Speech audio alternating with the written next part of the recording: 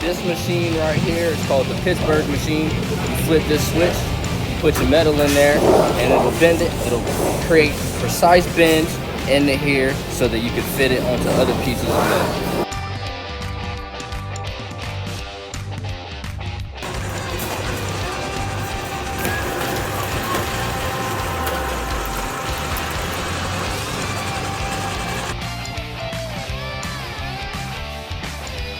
This is not all we have to do. You have another piece that fits into this groove, and then you would hammer this side down so it fits, tape it so it's all airtight whenever you're done.